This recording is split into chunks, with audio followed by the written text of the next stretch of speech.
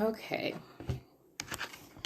Trying to see if I can do a live on Instagram too.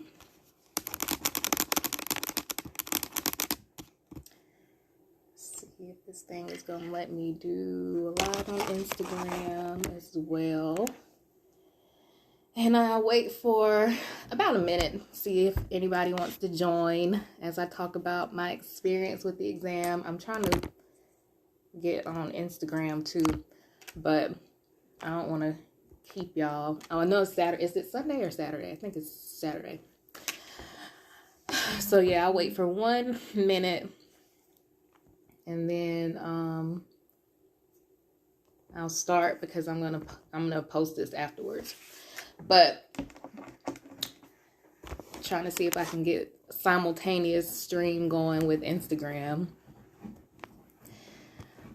I don't know if this other phone is going to let me, so I might have to just record this. But hi, y'all. Good evening. I just wanted to come on here and talk to y'all about my experience with the exam. So as y'all probably have seen, I posted my that I passed the exam today, and also posted a video where I kind of outlined what happened last night all the way up until today when I passed the exam. So I just wanted to come on here and answer any questions and just talk about what I did as far as studying for the exam, and give some pointers and tips to anybody who would like to know. So first off, I'll just say that the exam that I passed today was the LISW-CP, which is the clinical exam in South Carolina, which is the licensed independent social worker clinical practice. And that is like the highest level license in this state after the up under or above the Lmsw. So I got my Lmsw in 2015 on the first try, and I cannot believe that I just got this exam on the first try as well, passed this exam on the first try as well. But, so I guess what I wanted to do was just take y'all back to the posts that I started posting, late last year, December last year, about, getting ready to study for the exam. And let's see. So if you recall, if you've been around for the last few weeks, back in December, I started posting exam tips because I let y'all know that, you know, I had registered for the exam and that I was going to start studying, that we were going to start studying together. And so that's what I did. So for me, whenever I,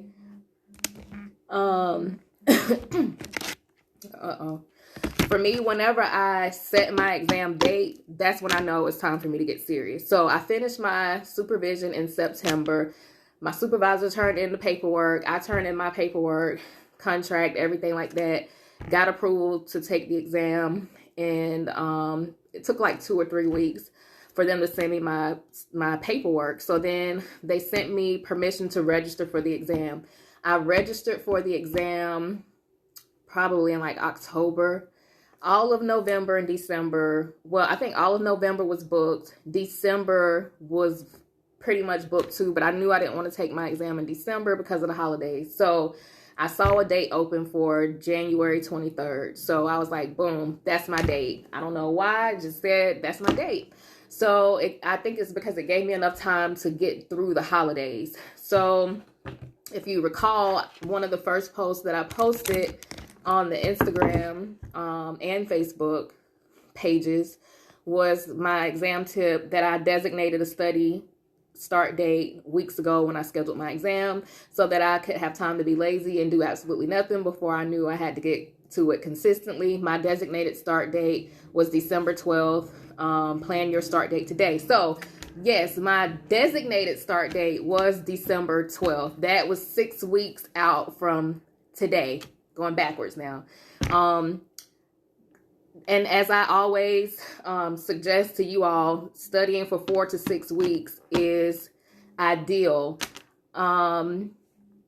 Me personally, I tried to start studying on the 12th of December, but I was not motivated. And I honestly think now 6 weeks is probably too long So once I saw that I was not really motivated to start studying in December on the 12th, I kind of set a new date for 4 weeks out. So I was like, okay, I can look at some stuff December 12th, these next few weeks or whatever, but I wasn't consistent at all. So I put a new date on my calendar and I was like, okay, I have to start studying for real January 2nd, because that put it to 4 weeks out. I think 4 weeks is a good amount of time to study for your exam if you're going to be consistent for 4 weeks straight. Now, does that mean that you have to study 5 hours a day, 6 hours a day? No. Consistently studying to be effective for me was 2 hours a day, 2 hours a night.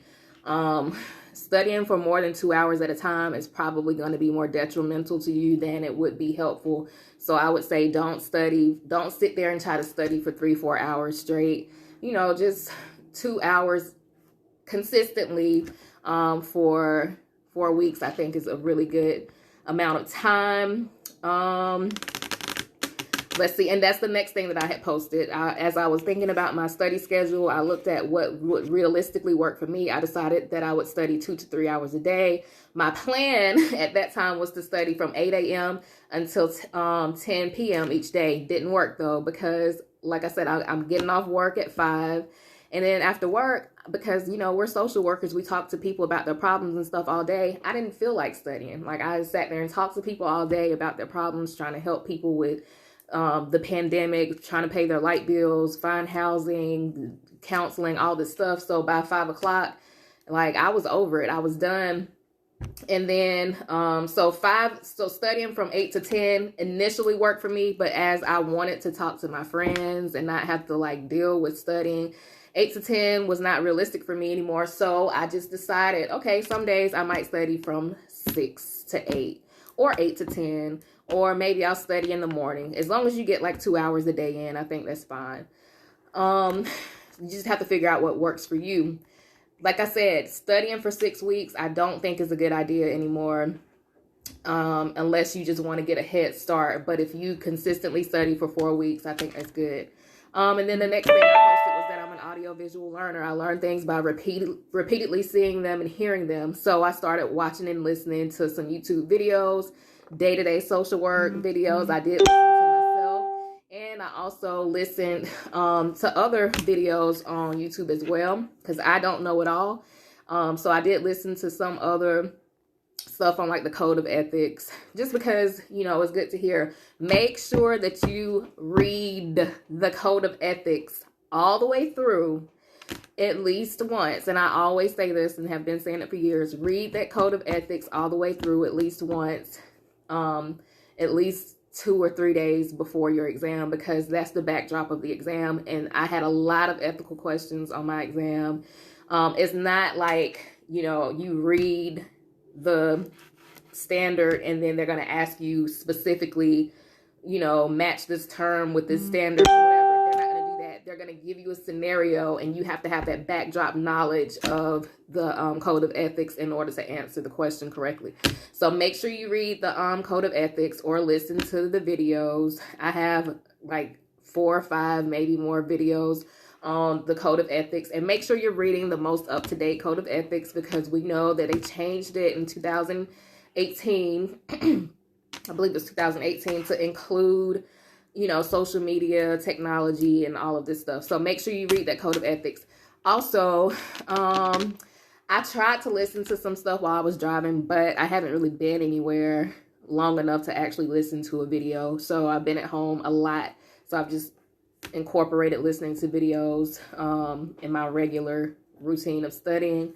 The next thing that I posted was, just as I recommend to you all, I have a comprehensive study guide to prepare for the exam. Also, try not to pull from too many different sources. All of this stuff that I was listing out on the Facebook and Instagram pages as exam tips are things that I was doing. It's the stuff that I always tell y'all that y'all should do, in my opinion, and I follow the same steps that I tell y'all. So I did get a comprehensive study guide, because everything is in there. It's comprehensive. So you have everything that you need.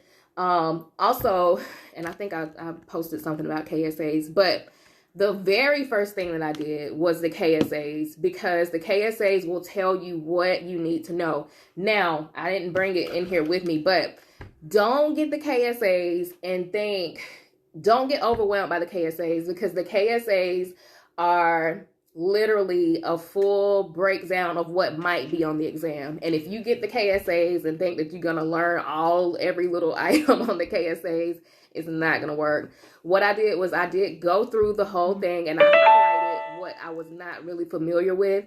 And I did make it a point to familiarize myself with those things that I was not really familiar with in the KSAs. But all of that stuff was definitely not on the exam. Like I said, if you watch the video that I posted a little bit earlier, most of my exam was ethics.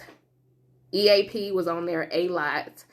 Employee assistance program. Insurance questions were on there a lot. I didn't really have many community questions at all. I didn't have a lot. I had like maybe 1 or 2 research questions, maybe 2 or 3 DSM-5, maybe 2 or 3 medication questions, but most of it was really just scenario. And honestly, none of the stuff that I studied was on the exam. Just like in 2015 in that video when I told you about how I passed that exam, none of the stuff that I studied was on the exam. I mean, literally, I studied all these theories, family theories. I studied Minuchin and satire and narrative therapy and solution focused and Piaget and Erickson and Kohlberg and Kubler-Ross and all these people. I studied all these cognitive developments and stages of development and psychosocial development. None of that was on there.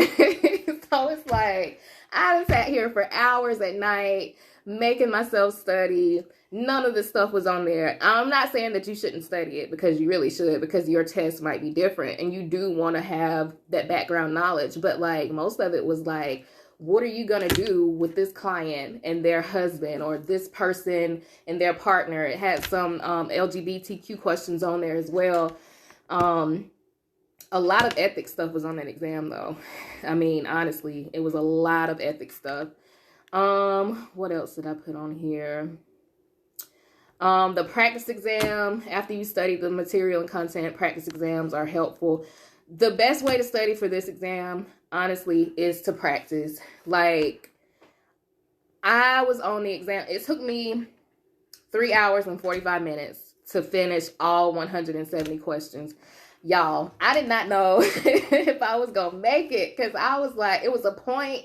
It's like some questions were really hard, and then they were like, okay, Ashley, we're going to let up off you a little bit. We'll give you some easy questions. Then it was like, oh, okay, my confidence built back up. So I'm like, oh, these are simple questions, recall questions, stuff that wasn't long scenarios, maybe 2 or 3 sentences. And then it would be like, oh, well, what's the best thing to do? And then you narrow it down to 2 potential answers, and then you don't know which answer to choose. So I'm like, I got really discouraged. I was really discouraged at one point. I was like, man, I'm not going to pass this exam. But then I was only on like question 74, and you have 170 questions to answer. And then at one point, the time, I felt like I was going to run out of time. So I started panicking about that. Then this guy was beside me coughing, and you know, you have to wear your mask or whatever, and the cubicles are all the way out, so they can't really, he's not going to cough on me. But I'm like, this guy's over here coughing and sneezing and carrying on, and I was getting fidgety, moving around in my seat, and I'm just like, I didn't get up, I didn't take any breaks. I thought that I would have enough time in the end to go and take a break and then come back and review the questions. But like I said, it took me 3 hours and 45 minutes because I was on question 170 when the 15-minute warning popped up. And of course, you only have 4 hours. So I finished in 3 hours and 45 minutes. But I flagged so many questions. I flagged like 20 questions probably. I was so like nervous at one point that I started like calculating, like, okay, it's 170 questions on here, 20 don't count. and then that's 150. So I can possibly miss this amount and still be okay. Cause I was like, it was really a toss up for me, if I'm going to be honest. Like, I didn't know one way or the other. It was like, okay, I might pass, I might not, whatever. But that 4 hours was so grueling. It's like, oh, I'm only on question 30. It's already been 45 minutes. It was a lot. But anyway, let's see. Studying with a study buddy did not work for me. Okay, so I've already said that. You know, you may or may not benefit from studying with someone. Never works for me because everybody's on a different level of comprehension. Let's see. What else did we put on here? You may feel like, oh, that's another thing. You may feel like you can't skip any days of studying once you start your study plan. Although it is good to stay very consistent, skipping a day or only studying for 1 hour instead of 2 or 3 some days is good. I mean, you got 4 weeks, 4 to 6 weeks. You can skip a day, but just make sure that you get back on it. Because I skipped a couple days because I really was not that motivated because my job is so draining. It's just like, but I knew I had to do it because I knew I had already paid my $260 and I knew that I did not want to just go in there and flub it. So I knew I had to go in there and do it. I didn't want to reschedule my test date. Let's see. Another thing, don't tell anyone your test date other than maybe your significant other or very, very close family or friends. I didn't tell anybody my test date. Not my mama, not my daddy, not my sister, not the guy I've been talking to, not my best friend. Nobody knew. Everybody knew I was studying, but nobody knew that the date was today. Nobody. So when I went earlier, I got there at like, my test started at, I was supposed to get there at 12:30. I got there around 11:50 because they tell you to get there 30 minutes early. So I was trying to get there at like 12. And I went to the store across the street and I saw this lady in the car and I was like, maybe I should talk to her and see if she can pep me up, you know, see if she can give me some motivation. But like, she was putting on her shoes and she didn't have a mask on. I didn't want to approach her. I mean, I had my mask on, but I didn't want to approach her with the virus going on and try to have a conversation with her. You know, you can't even be personable with people now because of the virus. But anyway, I was looking for somebody to just be like, give me some motivation because I couldn't get it from my family or friends because they didn't know that the date was today. But I'm glad I didn't tell anybody because it really puts pressure on you it puts pressure on you. And when I made the video last night, like I was like, okay, I'm going to document this, you know, because in my mind, I knew I was going to pass the exam, although I wasn't 100% sure. I was like, well, let me just document this. But, you know, make sure that you don't tell, I forgot where I was going with that. Anyway, make sure you don't tell anybody your test date because that's what I was going to say. Like, I made the video last night talking about studying and this morning and the video that I posted earlier because I was thinking, like, what if I don't pass the exam? Like, am I going to tell them that I didn't pass the exam? What am I going to do? Like, I had a lot of pressure on me because people know that I tutor for the exam. But as I always say, my specialty is the Lmsw and the Lbsw because I have not taken the clinical, at that point I had not taken the clinical exam yet. I have tutored for the clinical exam, but I don't specialize in it because I didn't want to specialize in something I had never taken myself before. So now I can, but yeah, so I was like, you know, it's that added pressure on me to like, if I didn't pass the exam, like people were going to be like, how are you a tutor and you didn't even pass the exam? Because I'm just like everybody else. So, but I definitely felt that pressure too. I'm like, man, I got to pass this exam because I can't go back and then tell them I didn't pass it when, you know, I feel like people are looking to me for help. But I know that y'all know that we are all on the same playing field. I tell y'all all the time, I don't know it all at all, but glad that I passed it so I can kind of be a beam of hope for people. Let's see what else. Know where your testing location is. Drive by on the same day. I didn't do that. I'm pretty familiar with the area. Very familiar with the area. It's a Saturday. There's not much traffic. But I did want to make sure that I got there early because you want to make sure if there's a car accident or if you have car problems or something like that, that you're there. on time. And then December 31st was the last day that I posted a tip, because I knew that on January 2nd, it was time for me to get to it. And at first, when I first started studying, and I made that video on psychoanalytics, my plan in my mind was to include y'all in my studying, but I started getting to the point where as I was studying, I was trying to think of how I could talk to y'all about it. And it was really barring me from studying for myself. So I was like, okay, I can't do this concurrently. I think concurrently, yeah. So I can't study for the exam with, in my mind, also helping y'all prepare, because it was going to hinder me, because I was focused so much on making sure that I knew to get the information accurate to pass along to y'all. So what I did was I stopped doing that. And I decided, like, okay, I'm going to do this for me first, get everything that I need to get done, hopefully pass the exam, and then I'll start back on working on how to help y'all prepare, because I can't give to y'all if I don't have it for my own self.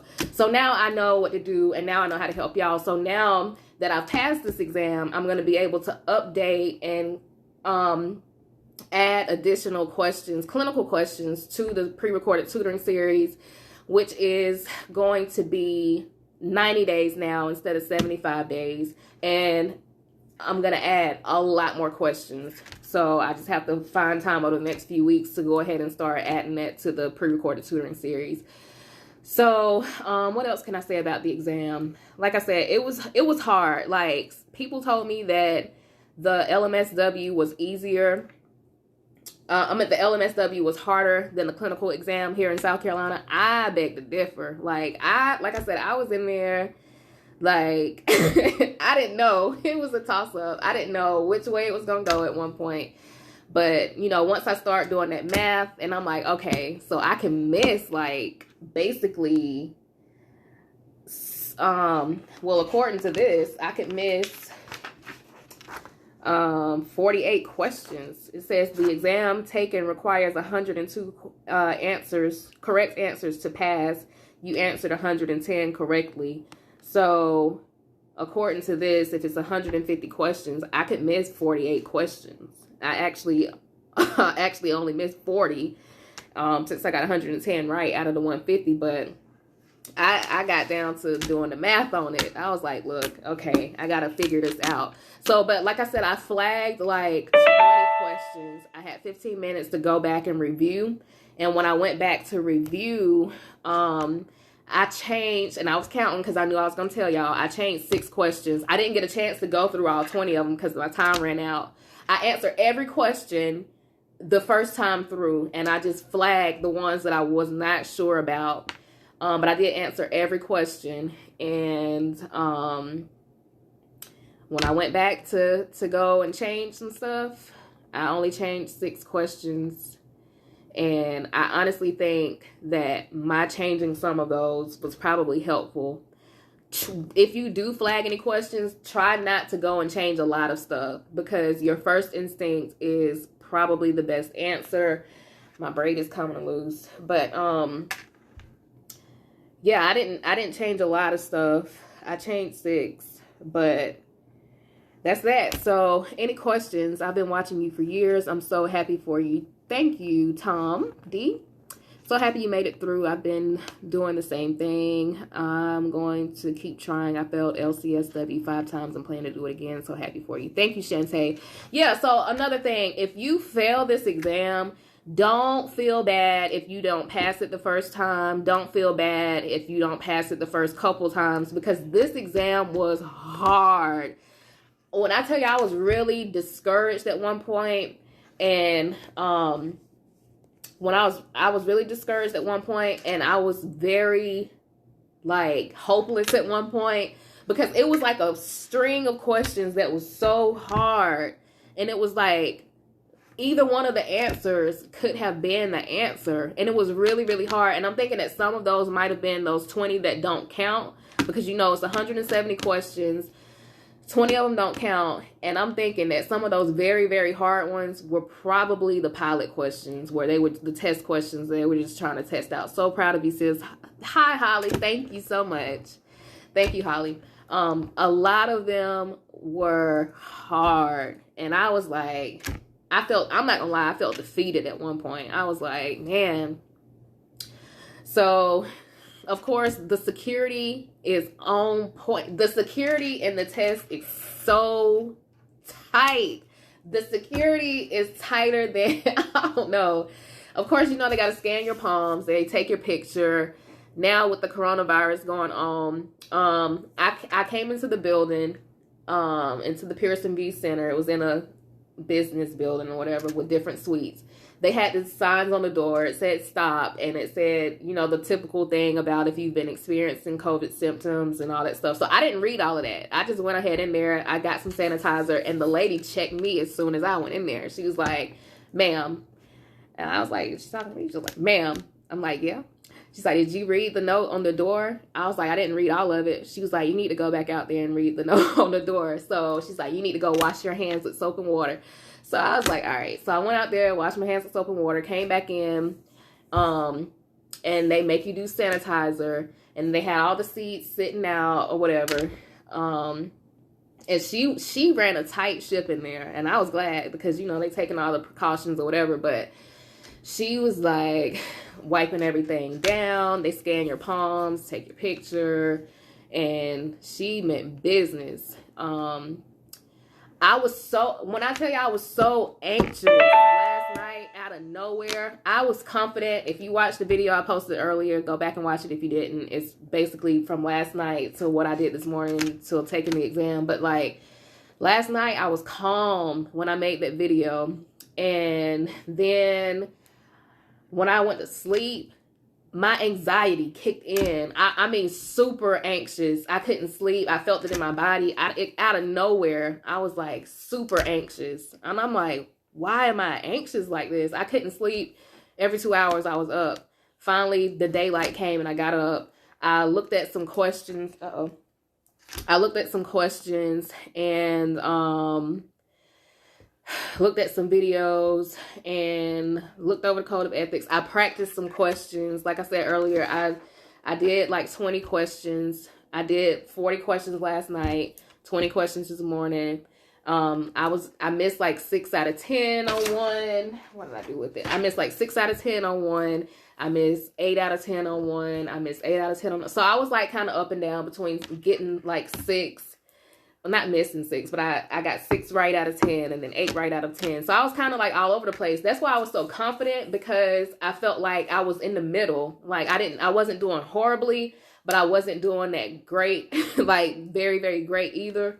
But I also remember back in 2015 when I was doing the Lmsw exam, I was failing all the practice exams. So I had to stop taking them because they did not accurately reflect the actual exam. So if you're taking practice exams and you're failing, be worried a little bit, but don't be super concerned, because it's probably not reflective of the actual exam and what you'll actually experience. Dan Ashanti says, congrats, I'm next. Exactly. You are next. Claim it. And as you saw from the video I posted earlier, I was just claiming it. Like, I had no qualms with making the video. I knew that I was going to tie all those videos together and post it today. I knew I was going to pass the exam. I was like 90% sure. It's at 10% where I was like, okay, don't get too confident now, because, you know, you might get humbled real quick. But as I was going to the, this morning, you know, as I finished up with breakfast and all that, my anxiety kicked in again. I couldn't calm down. As I was going to the site, though, I listened to some music, like some music that made you feel like, you know, that you got this. I was listening to, I ain't gonna tell you I was listening to, but I was listening to some music that gave me that energy, like, girl, you got this. So I was listening to some music, and I had to tell myself, like, girl, you acting like you already passed the exam. You need to calm down and humble yourself a little bit. But you gotta hype yourself up sometimes. So, that's what I did. And then I got there. Like I said, I listened to Mary Mary. Can't Give Up Now. You know, just listening to stuff that gives you that motivation. And I also listened to Go Get Your Blessing. When you listen to Mary Mary, Go Get Your Blessing, those lyrics will be like, girl, you've been qualified, you certified. I was in there like, yeah, I am. So get into it. Get some good stuff. Okay, so let's see. Yes, I'm trying to get motivated again. Been studying this past month. I'm going to take your suggestion, 2 hours, 4 weeks, then scheduled to test. So yeah, now like I said, are you taking the LMSW, Shantae, or the LCSW, or the clinical exam, whatever it's called in your state? Because like I said, practicing questions, I believe, is going to help you to understand how to take the exam. And that's what I do with the tutoring. I don't do all of the extra stuff that you can find in a book in my tutoring. My tutoring is strictly telling you how to take the exam, breaking stuff down, pulling out the relevant information, doing process elimination, and picking the best answer. Because like I said, all of that stuff that I studied, none of it was on the exam. Just like I said 5 years ago, none of the stuff that I studied was on the exam. I won't say it was a waste of time, because you just never know. You want to be prepared. L. Peter says, so happy for you. Thank you. I just joined, but will you be doing a study group eventually for LCSW? Also, are there major differences between LSW, LMSW, and LCSW? Okay, so I honestly don't know if I'll be doing study groups. Just because, honestly, I honestly like to have my free time when I'm done with work. And that's why I put everything in the pre-recorded tutoring series, because for like 2 or 3 years, I did tutoring live, one-on-one, 3 people back-to-back every night. And I was the only person doing it. So I put everything into the series because it was easier to give the same exact amount of knowledge and quality, but put it pre-recorded so it can reach more people. Groups for me, I don't know. Maybe I'll do that sometime way off in the near future, because my thing right now is going to be getting paneled for insurance. I'm going to do private practice. So I'm going to be trying to figure out S-Corps and budgeting and billing and how to get paneled and my MPI number and all this other stuff to get into private practice. So I think that's going to be my focus. But so I don't think I'll be doing a study group anytime soon, maybe later on. As far as if there are any major differences between the LSW, LMSW, LCSW, honestly, yes. Because I feel like this clinical exam had a lot more ethics on it. It had a lot of ethics, a lot of EAP. As far as the strategy, I don't think that the strategy is any different. As far as the content, yes. So I do think for the LMSW, they really want you to answer the questions as the perfect by-the-book social worker, not according to your real life experience. I think for the clinical exam, your real life experience is helpful in answering the questions, but still they want you to answer as the perfect by the book social worker. So I do see some clear differences between the clinical and the master's level, but the strategy is the same. The content is a little different. And my exam specifically had a lot of EAP, ethics, and what else? Geriatric stuff and insurance. Like they were asking about the insurance pre-authorized certain amount of sessions, and the client wants to be seen for more than that. And we can't say exactly what was on the exam because we'll get in trouble for that. But it was that kind of stuff, like pre-authorized sessions, and the client needs more sessions. What are you going to do about it? Like that kind of stuff. So yes, very, very much so. I think all of those stages with Erickson and all those guys were pretty much more related to the LMSW exam, this clinical exam. It was hard for me. I am not going to lie. I mean, I'm not trying to scare y'all or nothing like that, but I think it's because my attention span is just not what it used to be. And at one point I was like, it is what it is. I got to just get these questions answered. Not like just going through it and just choosing whatever, but like, okay, eliminate the 2 obvious. And there were plenty of 2 obviously wrong answers. And it was easy for you to go ahead and get down to the 2 potential answer choices. But once you get down to those 2 answer choices, it's like, honestly, I think, like I said, the harder ones where it was just, you really just didn't know, I think those might have been the pilot questions, because I really didn't know. Like, I couldn't even begin to even guess. So I think those might have been pilot questions. But I'm surprised that I even got 110 of those questions right, because that's how discouraged I got at one point. I'm like, I don't know if I'm choosing the right answer or not. And that's just what it was. Shantae says she's taking the LCSW. Yeah, so I would say practice, practice, practice. And like I said, y'all know that I tutor and stuff, and this is like a little side job for me or whatever, and I make money off tutoring. But honestly and truly, I'm never going to try to get you for your money. Don't go out there and spend hundreds of dollars on boot camps and all this other stuff, because you can pass this exam without doing all of that on your own. I didn't buy anything, nothing.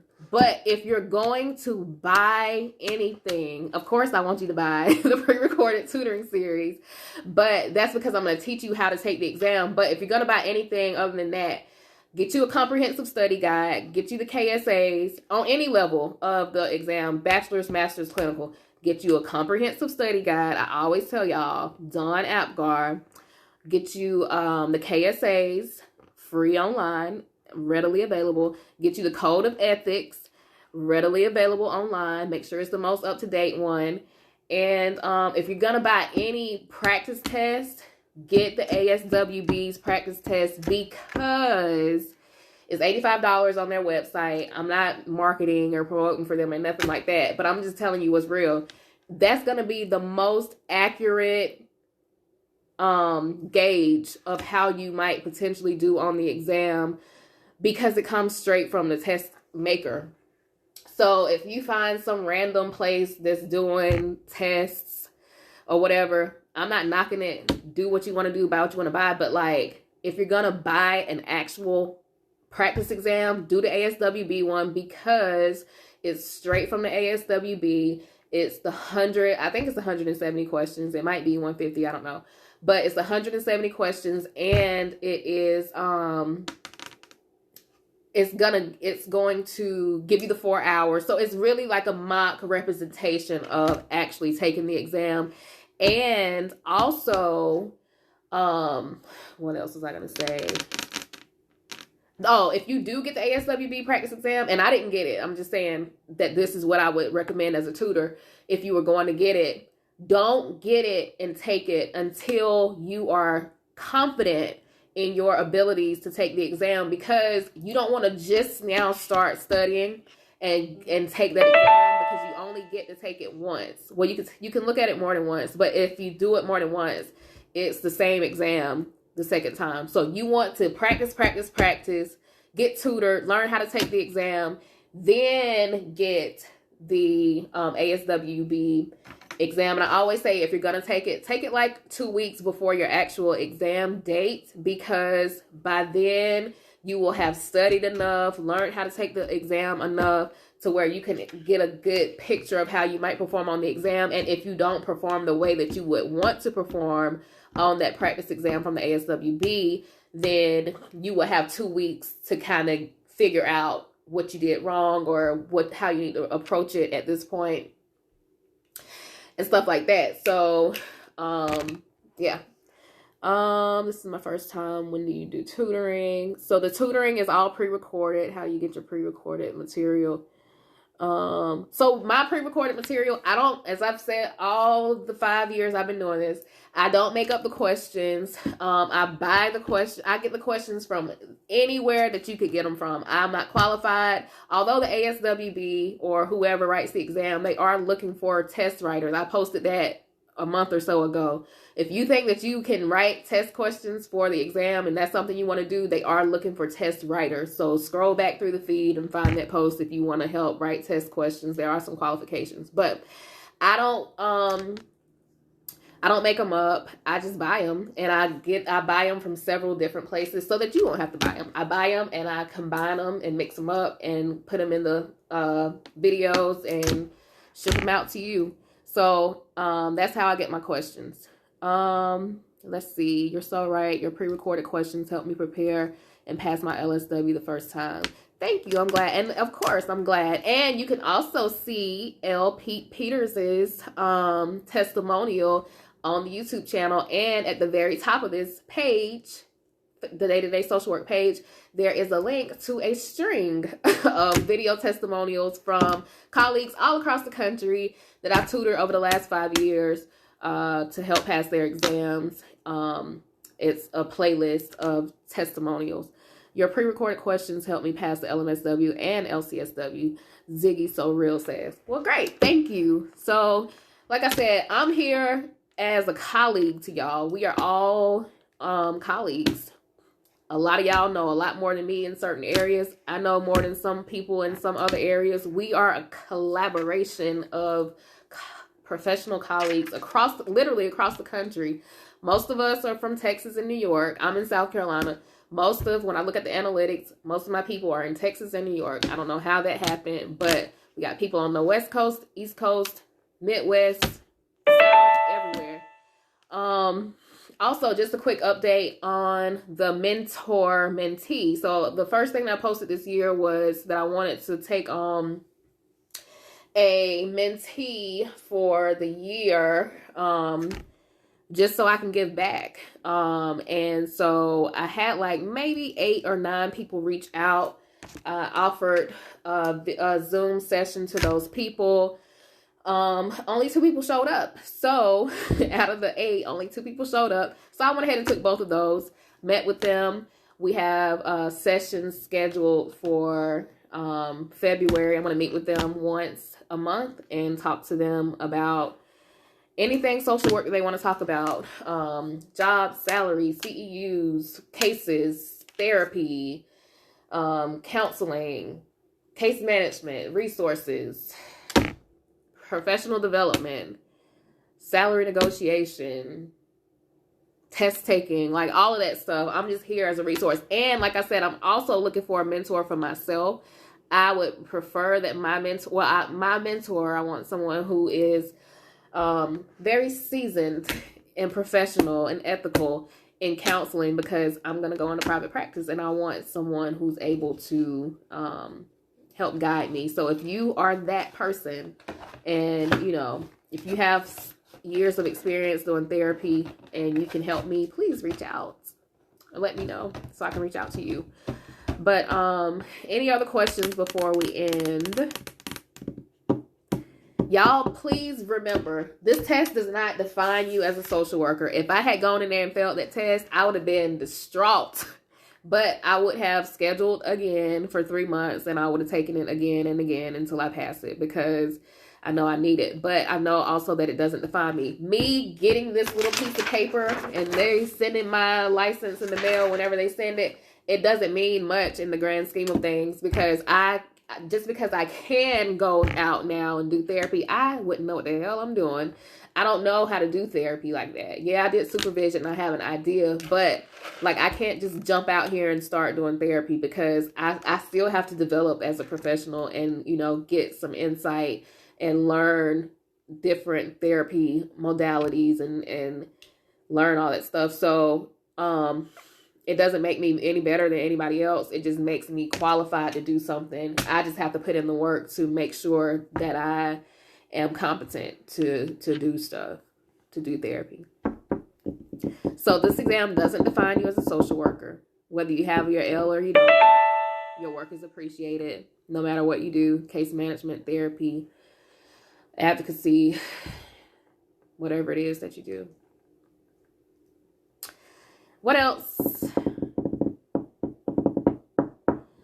If nothing else, I will post this video so that anybody who wants to look at it from the beginning, or anybody who might have missed it, can look at it.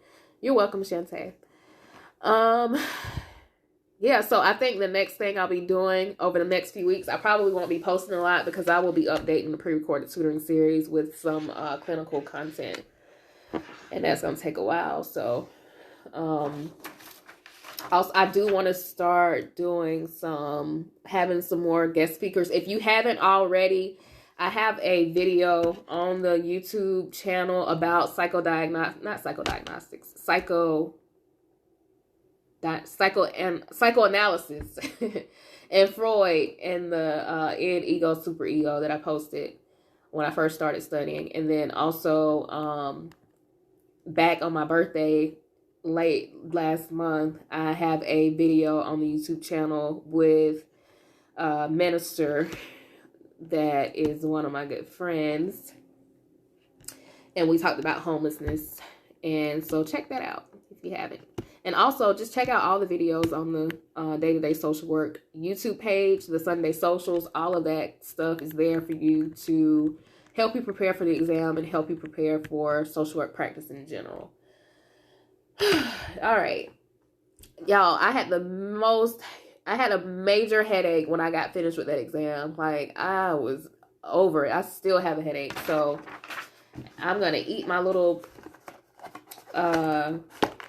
vanilla cinnamon roll that I got from Panera last night that I mentioned in the video I posted earlier. This is my little treat for passing the exam. And then I'm going to go to bed.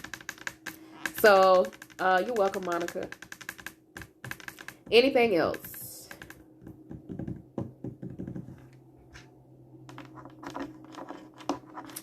If not, then I will see y'all later.